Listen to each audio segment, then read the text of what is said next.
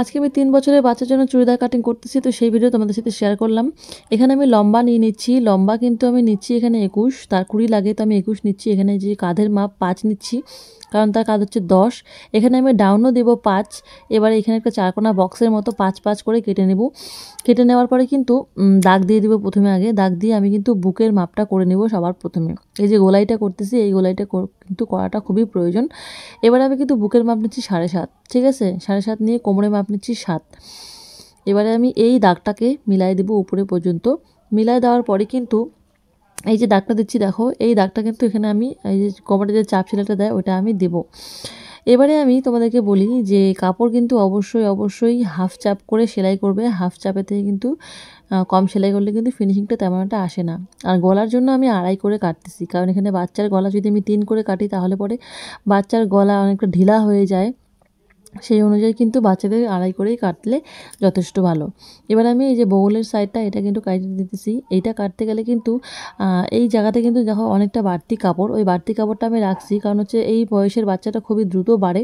তো আমি একটু বেশি কাপড় রাখলাম, যাতে করে এর পরের বছরও এই চুড়িদারটাকে আরেকটু সেলাই খুলে দিয়ে পরানো যায়। তাই জন্য আমি কাপড়টা অনেক বেশি বড় রাখছি।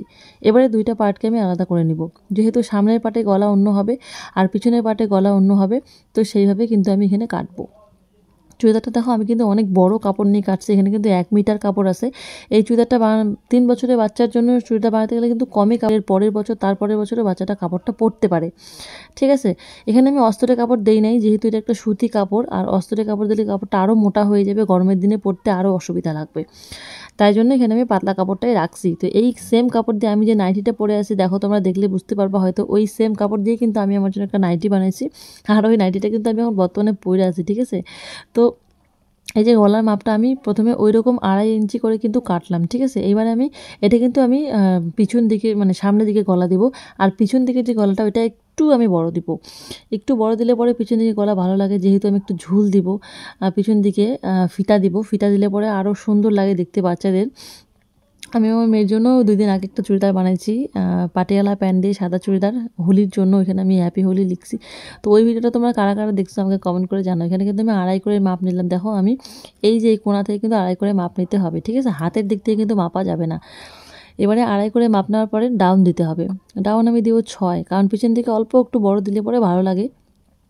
তো এবারে বলি, তোমরা কিন্তু আমার এই চ্যানেলটাকে এখনই সাবস্ক্রাইব করো, সাবস্ক্রাইব করে বেল বাটনটাকে বাজায় দাও। তাহলে আমি রোজ দিন যে ভিডিওগুলো শেয়ার করতেছি তোমাদের সাথে, তার নোটিফিকেশন কিন্তু তোমরা সবার প্রথমে পাই যাবা, ঠিক আছে? কারণ আমি 100 ডেজ একটা চ্যালেঞ্জ নিচ্ছি, 100 দিনের একটা চ্যালেঞ্জ। যেই চ্যালেঞ্জে আমি কিন্তু রোজ দিন একটা করে নতুন নতুন কাপড় সেলাই করতেছি, আর তোমাদের সাথে ভিডিও কিন্তু শেয়ার করতেছি। কারণ এই কয়েকদিন আগেই আমি সেলাইয়ের কোর্স কমপ্লিট করলাম। এতে করে কি হচ্ছে আমার, এতে করে আমার কিন্তু লাভ হচ্ছে, এতে আমার প্র্যাকটিসও হয়ে যেতেছে, আর তোমাদের সাথে ভিডিও শেয়ার করা হচ্ছে, তোমরা ঘরে বসে তৈরিও করতে পারতেছো। এই দেখো আমি এখন তালপাট কাটিয়ে নিলাম, কারণ পিছন দিকে আমাদের একটু বেশি লাগে আর সামনের দিকে কিন্তু কিন্তু কমই লাগে, ঠিক আছে কাপড়। তাই জন্য আমরা পিছন দিকে কিন্তু তালপাট কাটি না, সামনের দিকে তালপাট কাটি ম্যাচ করার জন্য। এবার কাপড়টাকে সামনের দিকে রেখে এখানে এই যে হাতা দুটো দেখতে পাচ্তেছো, এই হাতা দুটার মধ্যে আমি কিন্তু সেলাই করে দিব। সেলাই করে দেওয়ার পরে গলা এবং বগল সবগুলোকে আমি একটা পট্টি লাগায় আমি পাতলা করে একটা পাইপিং দিব। এখানে কিন্তু কোনো রকম পাইপিংয়ের সুতা ব্যবহার করবো না, আমি কাপড়টা দিয়ে মুড়ায় একটা পাইপিংয়ের মতন করে দিব।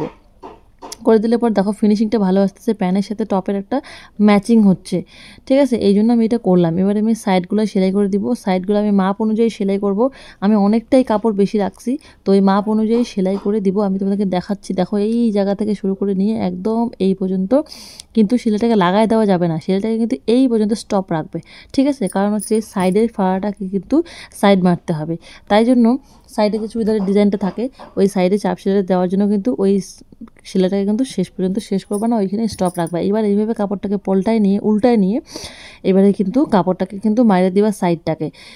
এরপরে নিচের যে ঘেরটা আছে ওই ঘেরটাকে অল্প একটু কাপড় দিয়ে মুড়ায় উল্টায় দিয়ে কিন্তু এইভাবে সেলাইটাকে আমি ফিনিশিং করছি। তো এই জিনিসগুলো তোমরা ডিটেলসে যদি দেখতে চাও, এই জিনিসগুলো আমি কী করে ডিটেলসে করছি, তাহলে আমাকে কমেন্ট করো, কমেন্ট করে জানাও যে কোন জিনিসটা তোমরা ডিটেলসে দেখতে চাও। এখানে আমি একটু শর্ট করে ভিডিও বানাচ্ছি, ঠিক আছে? যতটা আমি পারতেছি ভিডিওটাকে শর্ট রাখার চেষ্টা করতেছি, কারণ লং ভিডিও কেউই দেখতে পছন্দ করে না।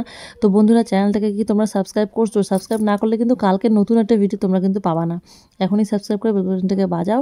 তো ভিডিওটা কেমন লাগলো কমেন্ট করে কিন্তু আমাকে জানাও যে চুড়িদারটা তোমাদের কেমন লাগলো। হ্যাঁ, তোমাদের কমেন্ট পড়তে আমার অনেক বেশি ভালো লাগে, তার থেকে বেশি ভালো লাগে কমেন্টের উত্তরগুলো দিতে। ধন্যবাদ, ভিডিওটা দেখার জন্য অসংখ্য ধন্যবাদ। দেখো চুড়িদারটা কিন্তু ফাইনালি এরকম লাগতেছে দেখতে, আর চুড়িদার আর প্যান্ট সমেত কিন্তু এরকম লাগবে দেখতে। দেখো কত সুন্দর হয়েছে না।